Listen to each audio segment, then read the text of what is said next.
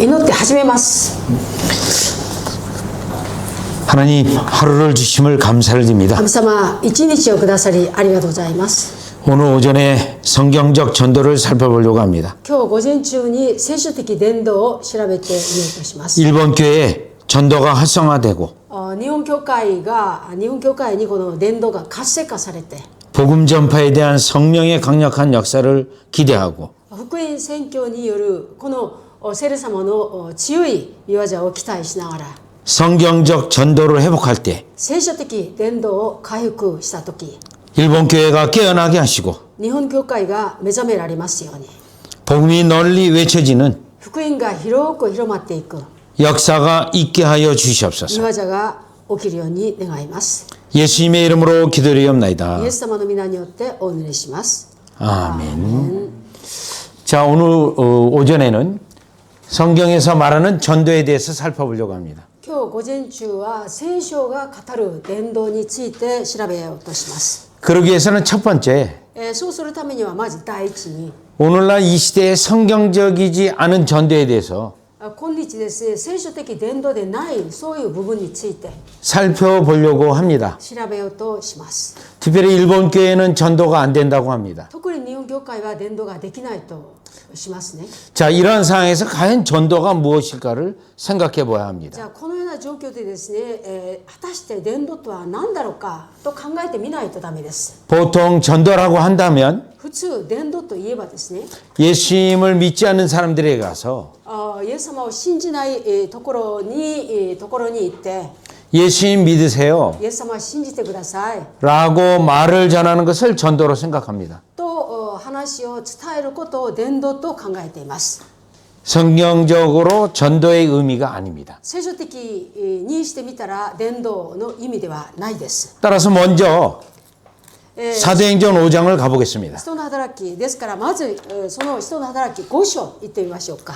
성경적 전도를 회복하게 되면 聖書的伝道を回復すれば 반드시 예수 믿는 자가 일어나게 돼 있습니다. 必ずイエスを信じる者が起こされるようになります。 물론 믿지 않는 자도 더 분명하게 も 나타납니다. ちろん信じない人も中には現れます。 올바른 전도를 하게 되면 正しい伝道をするようになれば 항상 이 두 가지 현상이 일어나게 돼 있습니다. 常にこの2つの現象が起きるようになります。 믿는 자가 일어나든지 信じる者が起こされるか、 거부하는 자가 일어나든지 断る者が起こされるか、 둘 중에 하나입니다. 2つの中で1つです。 자, 그러기 위해서 먼저 성경적 전도 개념을 우리가 살펴봐야 じ 되는데 ゃあそういうことであるなら、私たちが聖書的伝道っていうこの概念について調べようとします。 사도행전 5장 42절입니다. 人の働き5章42節です。 사도행전 5장 42절에 보니 人の働き5章42節を見ると、 가르치기와 전도하기를 쉬지 않는다고 되어 있습니다. ですからここにはですね、教え、そして、その述べ伝えることを続けたとありますね。 거기에 가르치기하고 전도가 동의어입니다. ここにはですね、教えるということと述べ伝えることは同意語です。 많은 사람들이 예수님 믿으세요 라고 말을 多 하지만 くの人はですね、イエス様を信じてください、こう言いますね。 그것을 전도로 そ 생각하는데 れを伝道と考えてますね。 아닙니다. 違います。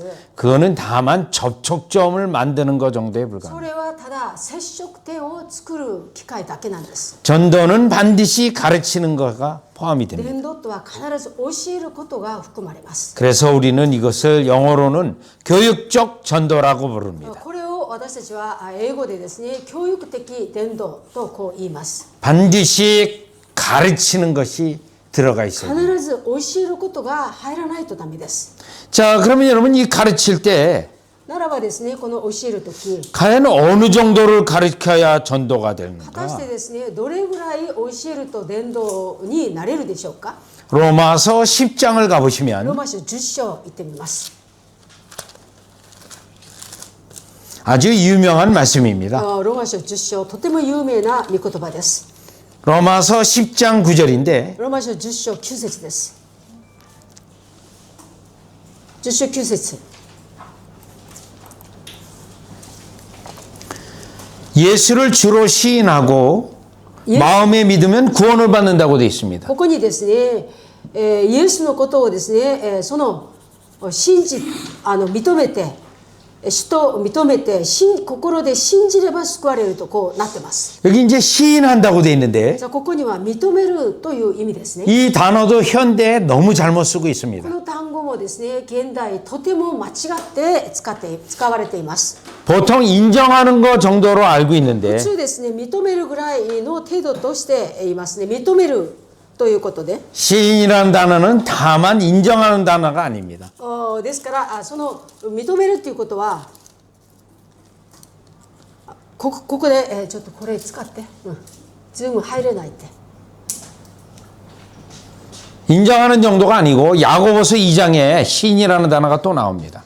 認める程度ではなくてですね、ヤコブ書を見るとその認めるという言葉の意味が、これがズームね、これを長井先生に送って。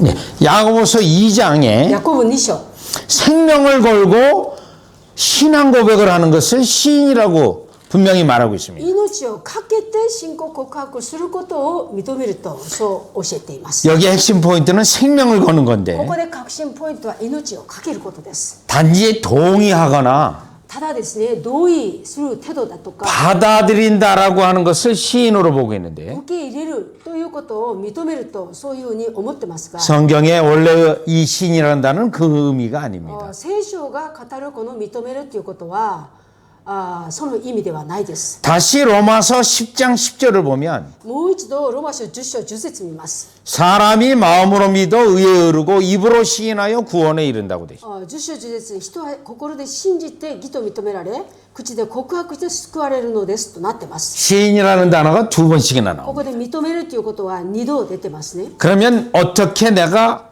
예수님 믿는 것을 생명 걸고 고백을 할 수 있는가? じゃあどうすればですね、私がイエスを信じるということを命をかけて告白することができるでしょうか。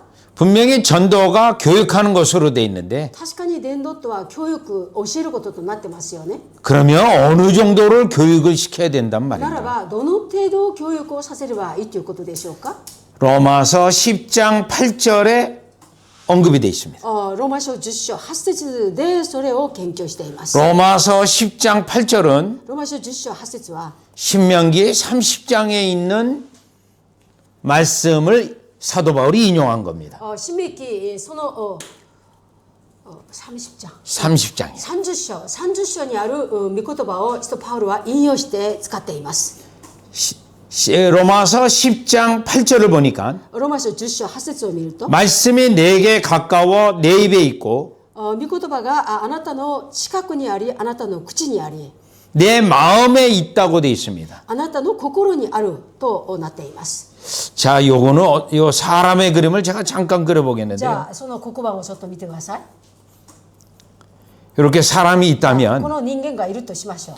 하나님의 말씀이 마음에 가득해서 神の御言葉が心にいっぱい満ちて 이빨이 차서 いっぱいになって 이렇게 토하듯이 나올 수밖에 없는 걸 말합니다. 出すように出るしかない状態なんです。 그러니 시인이라는 정도는 ですからここで認めるというこのその単語は 하나님의 말씀의 수준이나 神の御言葉に対するこの水準だとか 교리적 수준의 말씀이 教理的なその水準の御言葉が 상당히 쌓여져 있는 상태를 말합니다. 相当積もれている状態のことなんです。 이때 시인이 나오는 겁니다. この時に認めるということができます。 이때 시인이 될 때 この時認める時に 중요한 본문이 또 고린도전서 2장 4절이 있습니다. とても重要な本文が第一コリント2章4節にまた同じことがあります。 내 의지로 시인하는 게 아니고요. 私の意志で認めるんではないですよ。 성령의 사역으로 聖霊の働きによって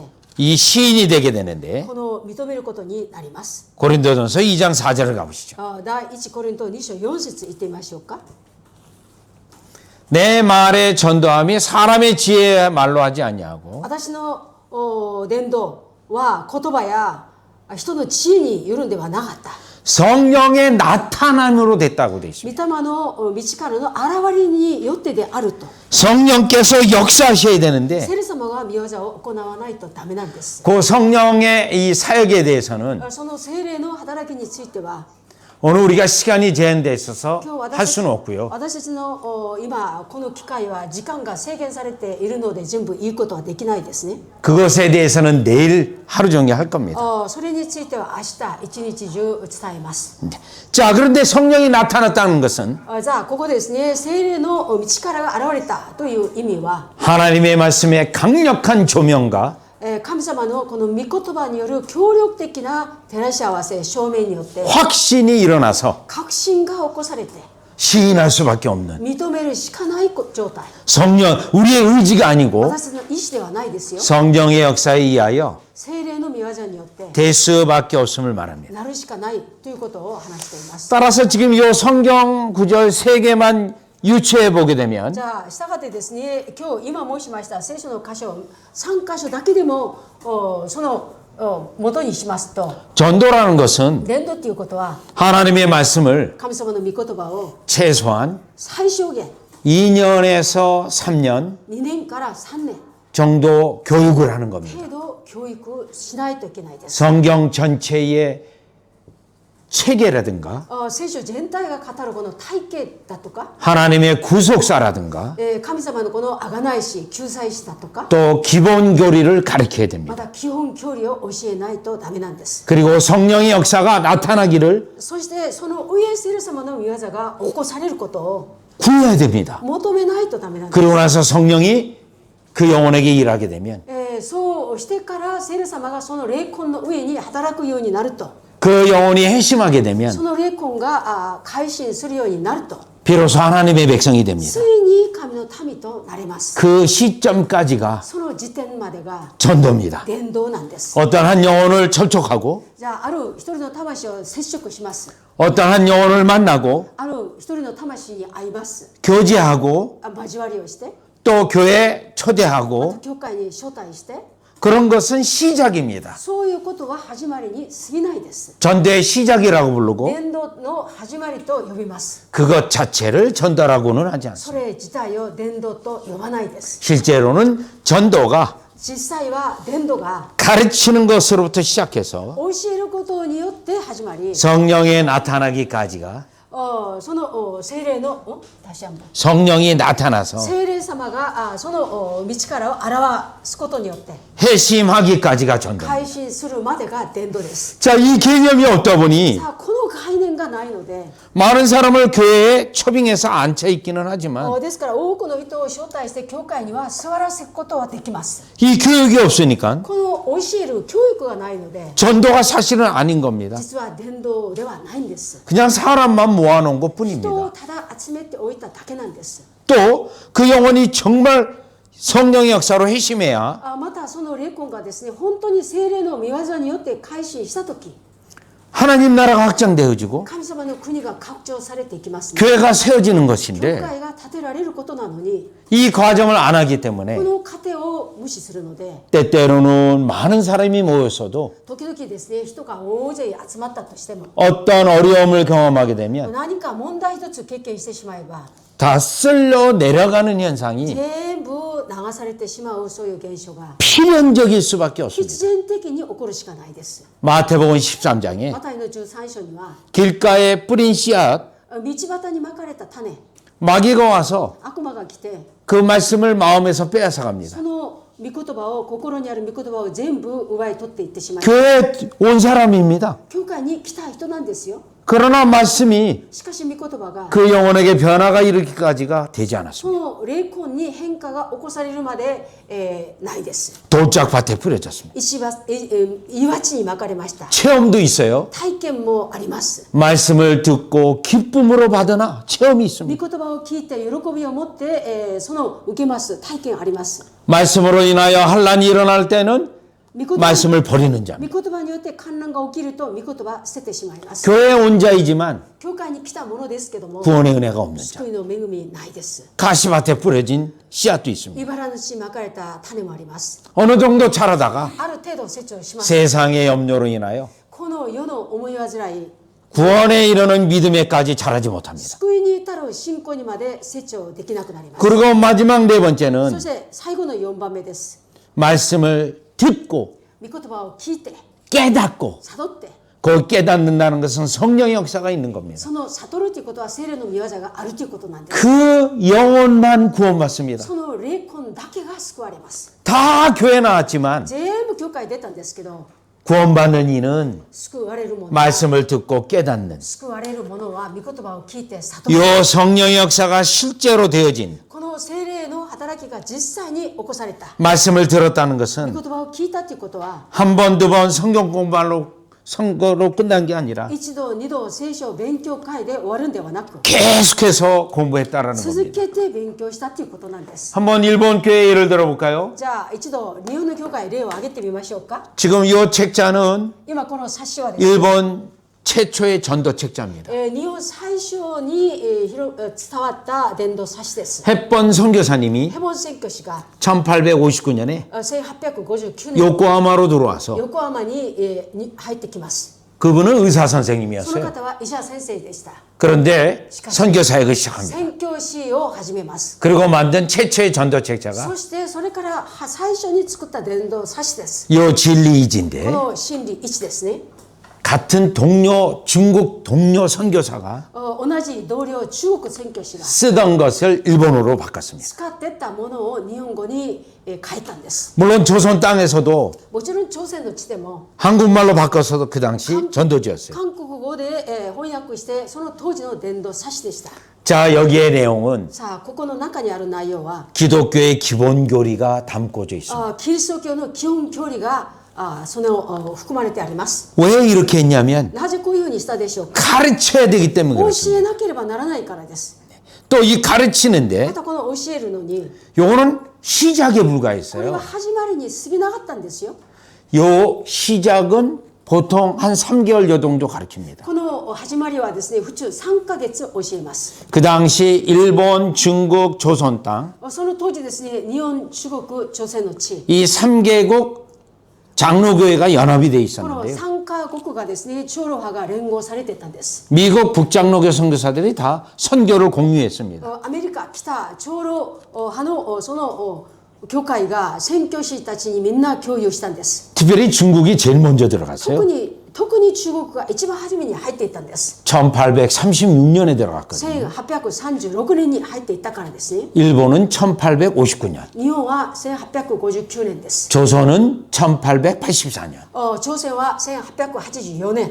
다 전도 자료를 공유했습니다. ですからみんながですね伝道しようとして共有したんです。 그러면 그 당시 이 전도 기간을 어느 정도 잡았냐면 そうしたらですねその当時伝道期間をどれぐらい持ったでしょうか。 3년에서 5년 잡았어요. 3年から5年を持ったんです。 3년에서 5년을 가르쳐야 3年から5年を教えてこそ 성령의 역사가 일어나서 聖霊の御業が起こって 그 영혼에게 실제로 구원이 일어난다라고 その 보았는데 霊魂の上に実際に救いが起こされる。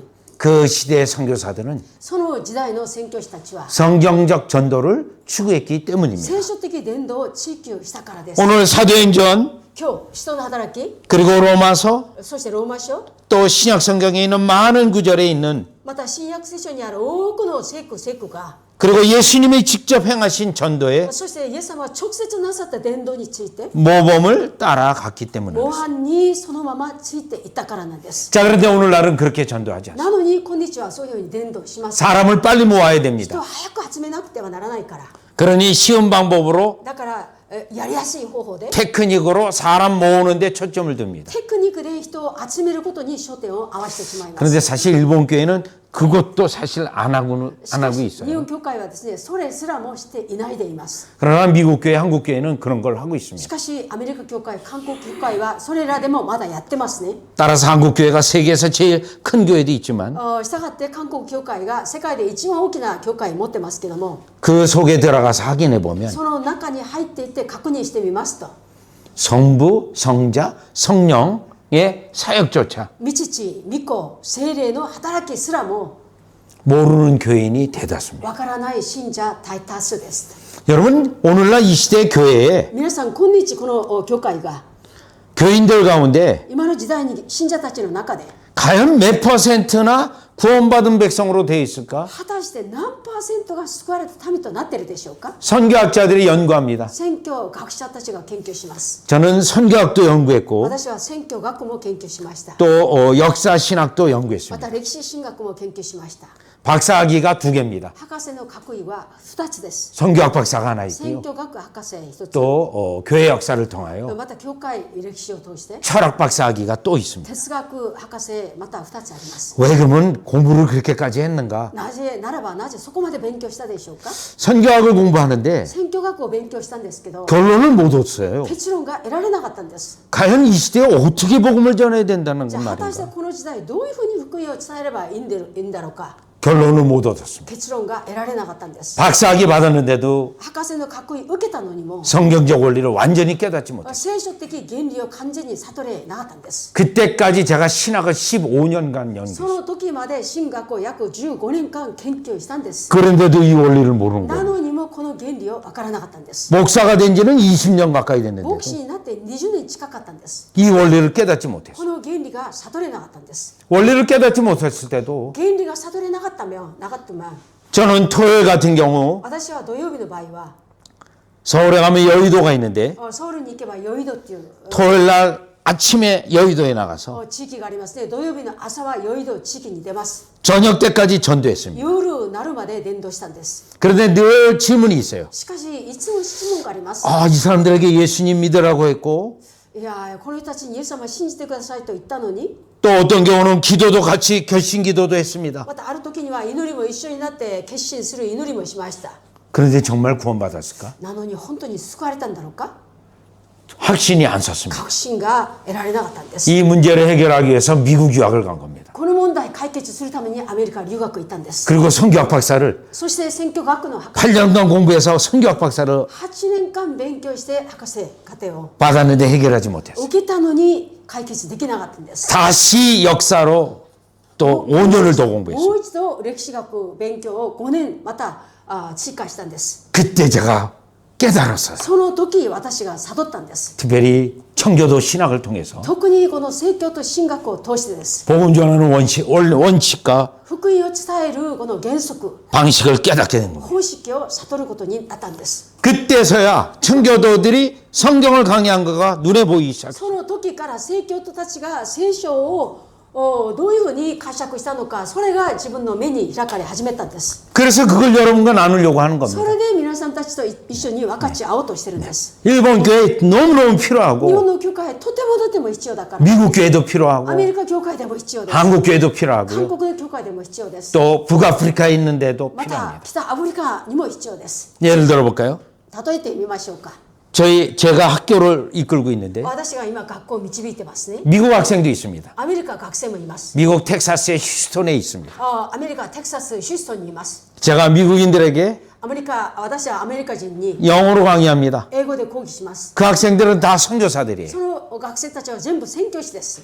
그들이 왜 저에게 와서 공부하냐면 彼らがなぜ私のとこに来て勉強するでしょう。 미국에 유명한 신학교들이 ア 있어요. メリカに有名な進学校あるのに、 그 학교를 다녔지만 その学校に通ったけども、 복음이 어떻게 전해지는 것에 대해 福音がどのように伝わっていくのかを 10년 동안 방황하다가 10年間さまよいながら 제 강의도를 듣고 私の講義を聞いて 선교사역에서 宣教の働きには 추천을 받아서 공부하게 되는 겁니다. 推薦を受けて勉強にしてるんです。 지금 북아프리카에는 今北アフリカには 케니지의 학생들이 있습니다. ケニジアに学生たちがいます。 12명입니다. 12人です。 그 12명은 그 나라는 모슬렘 나라입니다. その国12人はですね、その国家はイスラムなんです。 공개적으로 복음을 못 전합니다. 公開的には福音は伝えられないところです。 그런데 학생이 12명이 굉장히 많은 숫자입니다. なのに学生12名、大変な人数ですね。 그들은 이미 구약 성경을 알고 있어요. 彼らはもうすでに旧約聖書を知ってます。 모슬렘권에 있습니다. イスラム圏にあります。 알라라고 하는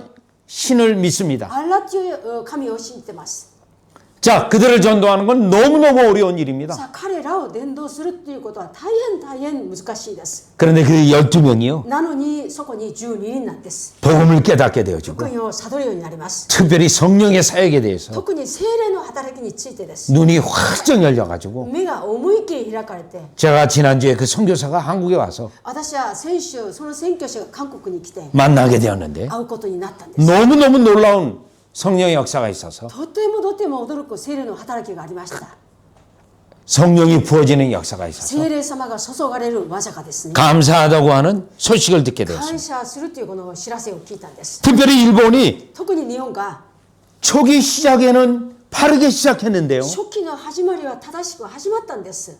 특별히 1920년대에 特に1920年代に 특별히 이 아오야마 신학교 特に青山神学校 거기에 칼바르트 신학이 들어오고 そこにカルバルト神学が入ってしまいます。 철학적 신학이 들어와서 哲学的神学が入ってしまいます。 무너졌고 崩れてしまったんです。 1945년 1945年 일단 일본이 패망하고 ひとまず日本がその敗北しますね。 1948년 49년 その1948年49年 일본 기독교가 日本のキリスト教が 정부에 의해서 政府によって 통폐합이 됩니다. 統合をしてしまいます。 그래서 이 신학적 특징이 다 없어져 버려요. 相対的に統合されてしまうから、この神学的な特徴が全部なくなってしまいます。 그 이후로 이 その以降に 바르게 들어온 복음이 없어졌습니다. 正しく入ってきた福音がなくなってしまったんです。 그래서 ですから 이 성경적 복음으로 돌아가야 この聖 되는데 書的福音に戻らないといけないのに、 오늘 여러분에게 교- 전체 내용은 아니지만 今日皆さんたちに全体の内容ではないですけど、 나누려고 하는 것입니다. 分かち合おうとしてます。 자, 그렇다면 일단 そうだったら一旦 이게 교육적 전도라고 제가 시작이 じゃあこ 되어졌는데 こでですね、教育的伝道と始まったんですけど、 그러면 교육적 전도에서 가장 기본 핵심에 가르쳐야 되는 내용은 무엇인가? ならばですね、教育的伝道となるんだったら基本核心として何から教えるべきでしょうか。 이 내용을 오늘 강의에서 확실히 여러분에게 알려드리려고 こ 합니다. の内容を午前中に確かに皆さんに知らせようとします。 자, 예를 하나 じゃあ 들어보겠습니다. 一つの例を挙げてみます。 베드로전서 1장 2절을 가보시죠. 第一ペテロ1章2節いきます。 때때로 일본 교회에 많은 목사들이 있습니다. 時々ですね、日本の教会多くの牧師がいます。 그분들을 만났을 때 その方たちに出会った時、 신학적 확신이라든가 神学的革新だとか 신학적 수준을 神学的水準を 제가 확인할 때가 많이 있습니다. 私が確認する時がありますね。 이 방법은 일본뿐만 아니라 この方法はですね、日本だけではなく 미국, 한국 선교사 모두에게 포함됩니다. アメリカ、その日本、韓国すべての宣教師に必要です。 특별히 선교사들을 만나면 特に宣教師に会うと 복음을 알고 있는지 모르고 있는지 확인합니다. 福音を分かってるんだろうか分からないんだろうか確認します。 성령에 의한 역사의 체험이 있는지 확인해 봅니다. 聖霊による働きの体験があるかないか確認します。 성경 구절이 많이 있지만 聖書箇所が多くありますけども、 저에게는 이 성경 구절이 私にとってはこの聖書の箇所が、 리트머스 시험지예요. このテストですね。 네. 딱 이 구절을 어떻게 이해하고 있는지 じゃあ 물어봅니다. この聖句をどのように理解しているのか、それを確認します。 두 개 구절을 제가 한번 찾아볼 じゃあ 건데요. 2つの箇所を調べてみました。 첫 번째는 일장이요? 1장 2절에 베드로전서 第一 1장 ペテロ 2절. 1章2節です。 하나님 아버지의 미리하심을 따라라고 되어 父なる 있습니다. 神の余地に従いとなってますね。 성부의 선택입니다. 父の選びです。 그다음 その次、 성령이 거룩하게 하심으로 순종함과. 聖霊の清めによってイエス・キリストに従うように従順ですね。 자, 성령님의 사역에 대해 언급돼 じゃあこ 있어요. こに聖霊様の働きについてまず研究してます。 세 번째가 3番目ですね。 예수 그리스도의 핏부림을 얻기 위하여라고 そ 돼 の 있습니다. イエス・キリストの血の注ぎかけを受けるようにとなってます。 일단 성부, 성령, 성자가 언급돼 있고요. まずひとまず父、子、聖霊がここに研究されています。 다시 택하심을 받은 자들이라고 돼 있어요. もう一度選ばれた人々へとなってますね。 선택 교리가 다시 나왔고, 選び距離がまた出てます。 그 다음에 은혜와 평강이 너에게 있을지어다 인사말이 나옵니다. その次、どうか恵みと平安があなた方の上にありますようにと挨拶が出てきます。 최소한 신학교 3년을 공부했으니 最小限ですね、進学校3年勉強したので、 이 삼위 하나님의 관계 구속의 사역을 설명하라고 합니다. じゃあ少なくても神学を勉強したからこの三位なる神様の贖い師をじゃあ説明してみてくださいと聞けば 근데 놀랍게도요. 驚くことにですね 설명을 못하는 説 사람들이 明できない方 지금 삼위 하나님의 구속사역인데 今三位なる神様の贖い師救済師なのに 특별히 성부 선택 特に父の選び 또 성자의 피 뿌리심 また御子の血の注ぎかけ 거기는 아주 알아요. そこは知ってます 성령의 거룩해 하심 구체적으로 설명. 聖霊様が清めるという働き具体的に説明しなさい分かってないです 거의 다 설명을 못합니다. ほとんどが説明できないです 여러분 성령이 거룩해 하시는 게 뭘까요? 皆さんそしたら聖霊様が清める清くさせるそれは何でしょうか 거룩한다는데 뭐 어떻게 한다는 건가요? じゃあ清めるっていうことは一体何をどうするんですか 성령이 거룩해 하면 순종함이 나온다는데 그게 무슨 じゃ 역사인가요? あ聖霊様が清めるとまず従順が出てくるって言うんだけどそれはどういうふうな働きですか 이거 설명을 하라. これ説明してみなさい 왜냐면 제가 신학 교수고요. なぜかというと私神学の教授として 또 학장이기 また 때문에 学長であるからですね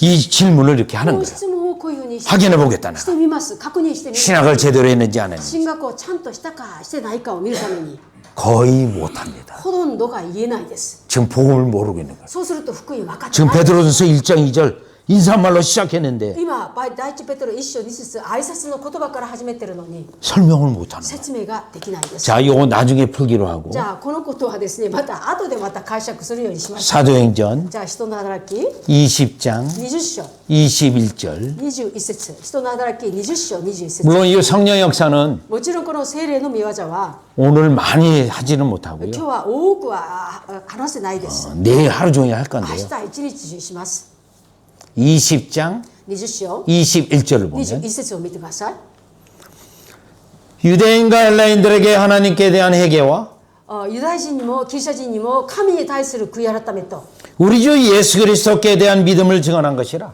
私たちの主イエスに対する信仰とをはっきり主張したのです 회개와 믿음 두 중요한 요소가 들어가 こ 있어요. の悔い改めと信仰という2つの重要な要素がここに含まれてあります 다시 삼위 하나님과의 관계를 じゃあ 말합니다. もう一度再びですね三位なる神様との関係を語っています 그런데 회개를 なのに悔い改めを 성부에게 하는 걸로 돼 있어요. 御父にすることとなっています 믿음은 信仰とは 성자에 대한 믿음으로 돼 있어요. 御子に対する信仰となっています 회개와 믿음이 悔い改めと信仰が 동전의 양면성을 가지고 있는데 小銭の両面性を持ってますね 왜 객체, 대상이 なぜ、この各体 나눠져 있냐 이거예요. 対象が分かれているでしょうかなんです 이거 설명해 보시오. これ説明してみてください 어떤 분은 ある方は 언제 성경이 이렇게 돼 있어요라고 말하는 사람도 있어요.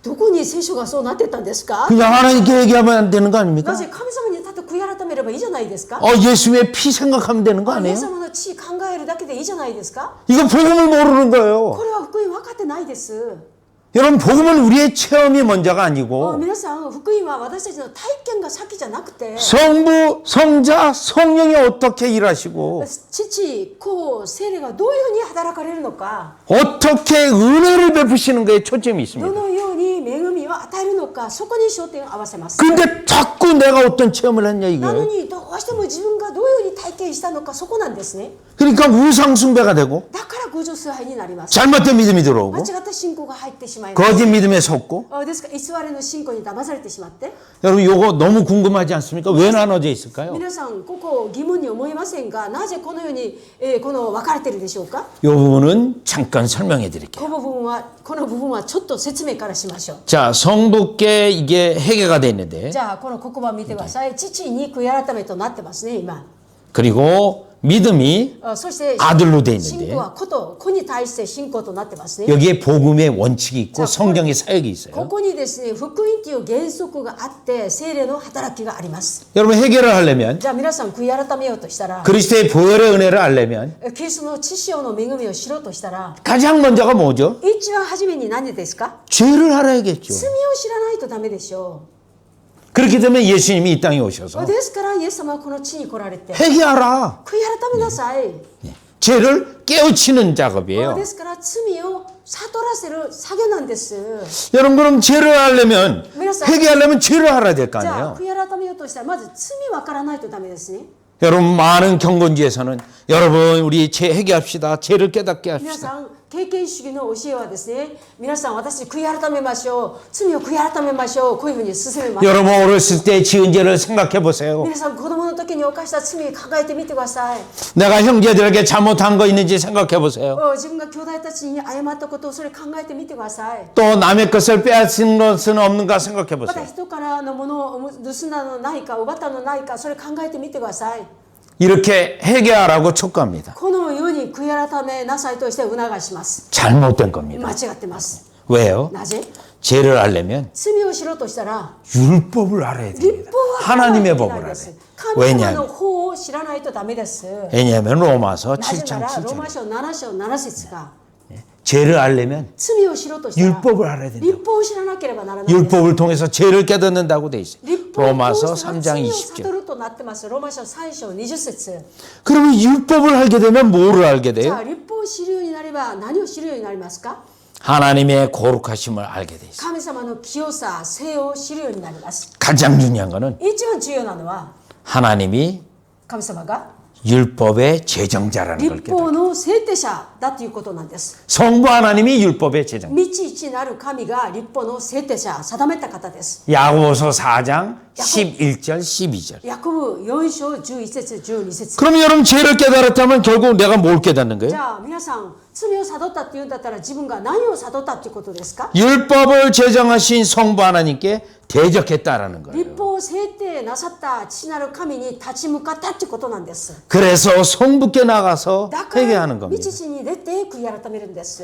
여러분 이 회개하고 이 성백의 이 안에 이러한 내용이 있어요. 皆さん 이런 悔い 많은 改め 어마어마한 とこ 내용. の道地のこの立法との間にはこれほどの驚く内容がその中に挟まっています。 이러한 내용이 하나도 안 가르쳤다? この内容を一つも教えてない？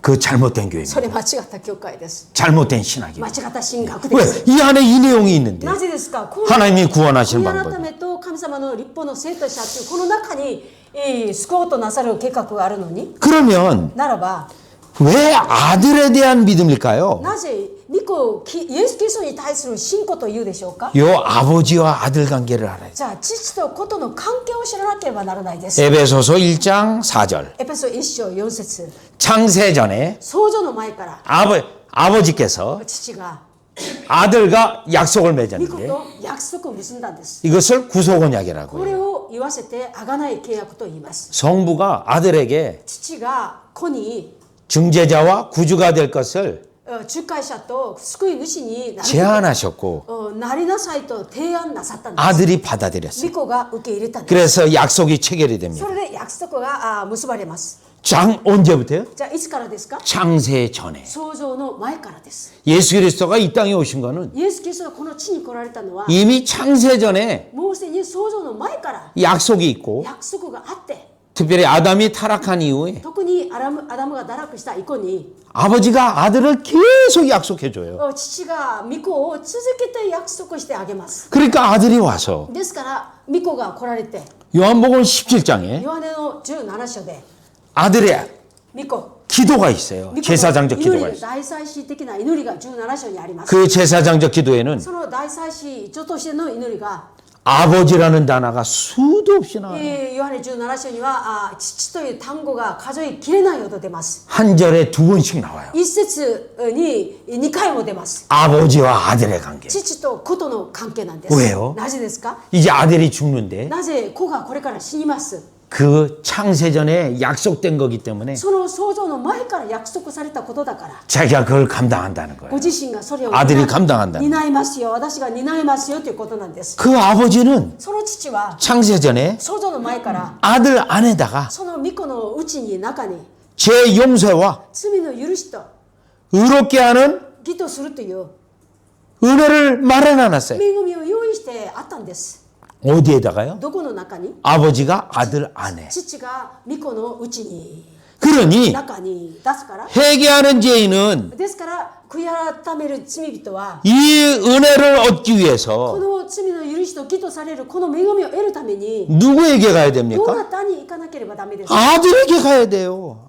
子に行かなければダメです。 그래서 아들에 대한 で 믿음입니다. すから子に対する信仰なんです。 아버지가 아들 안에 두었기 때문에. 父が子の中に用意してあるから。 그런데 이 회개와 믿음을 일으키는 なのにこの悔い改めと信仰を起こす方は 분은 方は 성령 聖 하나님. 霊なる神様なんです。 따라서従って 사도행전 20장 21절은 人の働き20章21節は 성부, 성자, 성령의 사역에 의한 御父、御子、聖霊様の働きに対する 회개와 믿음, 悔い改めと信仰 회개는 아버지께 회개하고 悔い改めは父に対して 믿음은 아들에 대한 믿음으로 信仰は主イエスに対して信仰して 구원의 은혜를 얻은 그가 救いを得た彼が 이제는 아버지를 예배하는 これから父に礼拝する 이와 같이 구속의 관계가 되어진다는 こ 거예요. のように贖いという関係に結ばれるんです。 아까 베드로전서 1장 2절에서는 さっき第一ペトロ1章2節で 역시 성부, 성자, 성령의 관계예요. やはり父子聖霊の関係なんです。 성부가 선택하셨지만 父が選んだんですけど 아들을 보내서 피 흘리게 하셨지만 子を使わして血を流させたんだけども 실제로 그 보혈의 은혜가 実際的にその血潮を流した血潮の恵みが 구원이 실제화되는 것은 救いとして実際化できるのは 성령이 한 건데 聖霊様によることなんです。 그 성령의 사역은 거룩해 하는 사역이요 その聖霊様の働きは聖なるものとする働きです。 회개와 믿음을 일으키는 사역이요 悔い改めと信仰を起こさせる働きです。 성부를 바꾸시는 사역이요 性質を変えさせる働きです。 갈망하는 사역이요 燃え乾かせる働きです。 그리스도에게 달려가게 하는 성질이 있고 キリストに走り続けるさせるそのような性質が 죽은 의지를 완전히 새롭게 与えられ 갱신해서 ます。死んだ意志を完全に新しく生き返らせて 중생전에는 할 수 없던 것을 新しく生まれる以前にはどうしてもできなかったことは 이제는 할 수 있도록 만드시는 それからは 성령이죠. できるようにさせる聖霊様の働きです。 따라서 이 삼위 구속의 관계를 したがってこの三位なる神様の救済の働きを 6개월이든 6ヶ月でも 1년이든 1年でも 3년이든 5년이든 3年で 가르쳐요. も5年でも 그렇게 해서 믿은 자는 そのようにして信じるようになったものは 다른 거 없어요. 他のことないです。 하나님을 사랑하고 神様を愛するし 성부와 성자와 성령을 父と子と聖霊を 찬양하고 높이는 겁니다. 賛美して高めるしかないです。 여러분 사도 바울의 서신서를 보십시오. 皆さん、使徒パウロの手紙書簡を見てください。 로마서 1장 1절에서 5절을 보십시오. ローマ書1章1節から5節を見てください。 다른 말 안 해요. 他の言葉言ってないです。 성부, 성자, 성령을 노래하고 있어요. 父、子、聖霊様を褒めたたえてます。 로마서 16장 맨 마지막 ロー 결론입니다. マ書16章一番最後の結論です。 결론을 내야 되는데요. 結論締めないとダメですね。 무슨 뭐밖에 없어요? 何しかないです。 성부, 성자, 성령밖에 없어요. 父、子、聖霊様しかいないです。 우리가 잘 믿는다, 뭐 체험했다가 아니에요. 私たちよく信じましたね。体験しましたね。そういうことはないです。 오직 결론은 삼위 た 하나님이에요. だ結論は三位なる神様です。 고린도전서는 어떻습니까? 第一コリント書はどうでしょうか。 고린도후서는 어떻습니까? 第二コリント書はどうでしょうか。 에베소서는 특별히 더 エ 그래요. ペソは最もです。エペソ人の手紙は。 에베소 1장 1절에서 エ 4절은 ペソ1章1節から4節は 성부, 父、 5절에서 12절은 성자, 5節から12節は御子、 13절에서 18절까지는 성령. 13節から18節までは聖霊様。 성부, 성자, 성령으로 찬양해요. 에베소 1장은. 父、子、聖霊によってエペソ1章は褒めたたえてます。 골로새서는 어떻습니까? コロサイ書はどうでしょうか。 예수 그리스도에 대한 찬양이에요. イ 처음부터 エス・キリ 끝까지. ストに対する賛美です。初めから終わりまで。 물론 그것을 위해서 もちろんそれのためには 성부가 먼저 언급되고 父がまず先に研究されます。 그 다음에 성자가 언급되고 その次御子が研究されます。 그 성자를 언급할 때는 その御子を研究するときには 창조주 하나님으로서 성자가 언급돼요. ですから創造主神として御子が研究されます。 그리고 또 성령이 언급됩니다. 創造主神として御子が研究され、そして聖霊様が研究されます。 빌립보서는 フィ 어떻습니까? リポ書はどうでしょうか。 가장 한 장으로 된 빌레몬서는 어떻습니까? 一章しかないビレモン書はどうでしょうか。 다 성부, 성자, 성령으로. 全部が父、子、聖霊となってます。 우리 나구모 목사님이 이렇게 南雲 오셨는데 先生が今日来てくださいました。 평생 一生 이거 가르치면서 오셨죠. これ教えながらここまで来られましたね。 제가 월요일 날 만나뵀는데 私は月曜日にお会いしました。 이거 말고 뭐가 더 있겠습니까? これ以外また何があるでしょうか。 왜냐하면 성경은 なぜなら聖書は 삼위 하나님에 대한 책이지 三位なる神様に対する書です。 인간에 대한 책이 人 아닙니다. 間に対する書ではないです。 인간은 다만 어떻게 순종하는지를 알려주는 人 책이에요. 間はただどのように忠順すべきなのかそれを知らせてます。 어떻게 하나님의 거룩한 삶을 사는가의 どのように 책이지. 神様の清い神様のために清い生き方をするのかに対する書であって 인간의 영웅전이 아닙니다. 人間の英雄自叙伝ではないです。 자, 그렇다면 우리 나고모 목사님도 있고 나가이 우리 상도 있고 そしたら今日南雲先生も長井先生もいます。 우리 선교사님도 また 계시고요. 宣教師もおられます。 자, 일본 교회를 딱 볼 때 日本教会を見たとき 지금 이 삼위 하나님의 구속의 사역을 가르치는 교회가 今三位なる神様の救済史を教える教会だろうか。 얼마나 될까요? どれぐらいいるでしょうか。 물론 사도신경에 다 내용은 も 있어요. ちろん使徒信条に内容が全部含まれてあります。 또 축도의 성자, 성부, 성령으로 축도로 마무리합니다. もちろん祝祷で父子聖霊によって、その締めくくります。 그러나 실제로 각 위가 하시는 일은 し 모르는 かし 거예요. 実際にその各位がなさる働きのことを分かってないです。 또 거기에 오류에 잘못된 가르침이 너무 ま 많아요. たそこを教えるのにも誤り、偽りがどれほど多いのか。 아예 성령을 완전히 빼놓고 初めから聖霊様を完全に取り除いてしまって 체험적으로만 가요. 体験的にだけ行きます。 그러면 100% そうしたら 100% 마귀에게 속는 겁니다. 悪魔に騙されます。 똑같이 흉내내거든요. 同じ悪魔も真似するからです。 성경에서 말하는 聖書が語っている 성령의 아까 그리스도의 핏부림이라고 돼 さっき、 있는데 聖霊の第一ペテロ1章2節に聖霊血の注ぎかけとなってますね。 이 구절을 한번 지금 당장 찾아볼게요. この箇所をもう一度調べてみましょうか。 히브리서 9장 ヘブル 14절. 9章14節。ヘブル9章14。 히브리서 9장 14절. 9章14。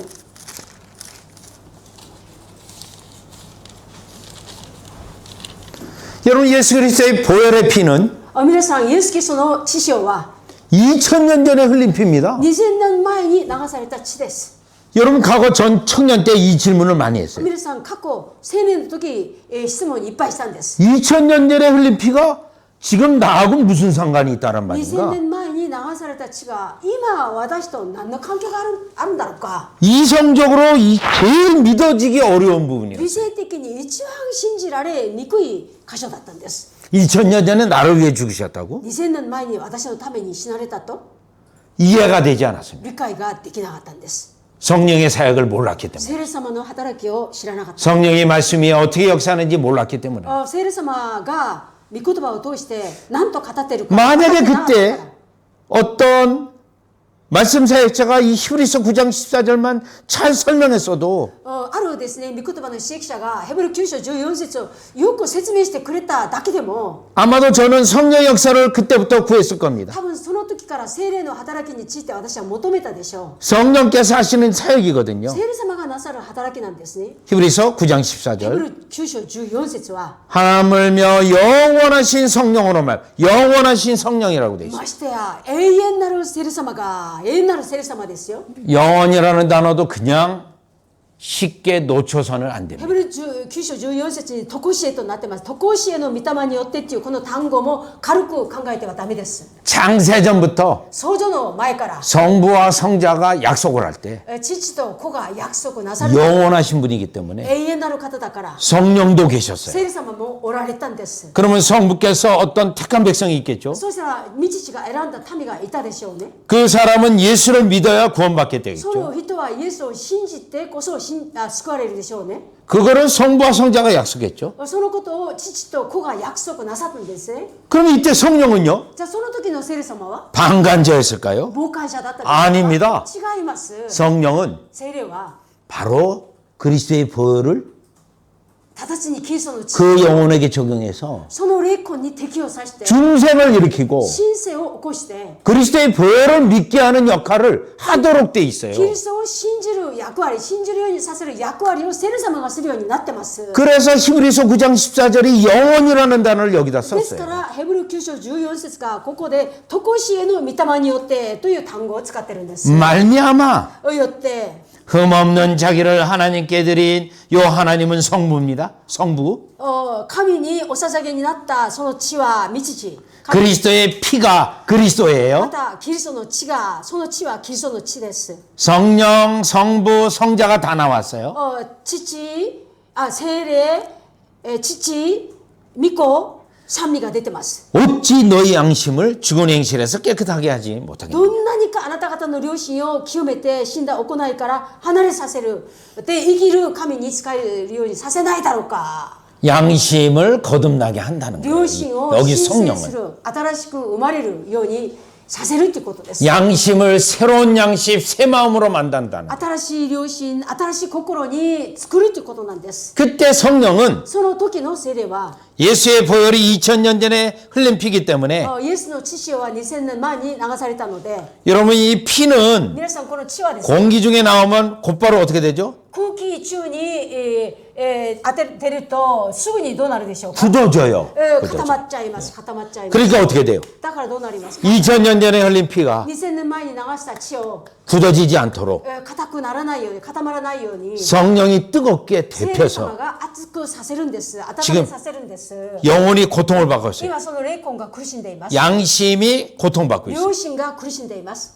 왜요? なぜですか。 성령이 죄를 책망하기 聖霊 때문에 様が罪を責めているからです。 그 성령이 다시 その聖霊様が再び 고통받고 있는 양심에 苦しんでいるその良心に 보혈을 뿌려줘요. 血潮を撒いてあげる。 그러면 양심의 고통이 そうすると良心で苦しんだ 사라지고 맙니다. 苦しみが癒されるんです。なくなります。 그때 외침이 일어나요. その時叫ぶ声が出ます。 내 죄가 용서받았구나. 私の罪が許された。 그때 아버지에게 나갈 수 있습니다. その時に父に出ていけるんですよ。 로마서 8장 15절. ローマ書8章15節ですね。 아바 ア 아버지라 バ、父 부르짖는 と呼べるんです。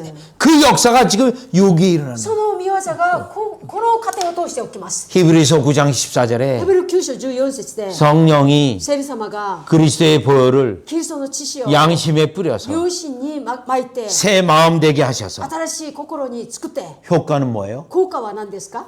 하나님을 섬기게 하지 못해 神様を使えるように使えるものとさせるんです。 살아계신 하나님 生きておられる神なんです。 성부의 성부 父です。父。 성부께 예배하고 生ける神に父に礼拝して 성부의 계명을 지키고 父の戒めを守って、 성부 하나님의 은혜를 찬양하고 御父の恵みを褒めたたえます。 이게 성령의 사역이에요. これが聖霊様の働きです。 결국 이 성령의 사역에 대한 체험은 結局この聖霊様の働きによってのこの体験は 구약 성경에서부터 넘치게 많아요. 너무너무 많아요. 旧約聖書からあふれるほどに多くあります。 그런데 저는 몰랐습니다. なのに私は知りませんでした。 가르쳐주는 사람도 없었고 教えてくれる人もいなかったんです。 교수도 없었고 教授もいなかったんです。 목회자도 牧 없었어요. 会者もいなかったんです。 그런데 저에게 가장 큰 신학적 과제였어요. なのに私にとって一番本当に重要な神学的な課題だったんです。 그래서 어쩔 수 없이 それで仕方がなく、 여러분 제가 아까 교회사를 박사학위를 다시 공부한 거는 皆さん先に申しましたこの教会史を博士学位をもう一度勉強したのは 학위 자체를 위해서 한 게 아닙니다. 学位自体のためではないです。 이 복음의 은혜를 깨뚫기 위해서 한 こ 겁니다. の福音の恵みを本当に悟るためだったんです。 그런데 하나님의 은혜 가운데 もう差し通すように悟るために 학문적으로도 神様の恵みを 결국 성경적으로도 学問的にも聖書的にも 제 개인의 영적 체험으로도 私個人にとっても霊的体験からでも 깨닫게 되는 겁니다. 悟るようになれた。 핵심 포인트는 성경을 알게 核心 되었다는 ポイン 겁니다. トは聖書の働きが分かったんです。 자, 잠시 10분 쉰 聖霊 다음에 の働きが分かったんです。 그러면 이 최소한의 そしたら少しだけ給食をとって、 성부, 성자, 성령의 사역과 함께 この短い時間に父、子、聖霊の働きとともに 전도를 위해서는 伝道のためには 교육적 전도인데 教育的伝道ですよ。 무엇을 어떻게 가르쳐야 되는지 じゃあ何をどうやって教えるべきなのか、 가장 기본적인 것을 一番基本的な部分を 10분 쉬신 후에 계속하도록 하겠습니다. 10分休憩を取ってから続けます。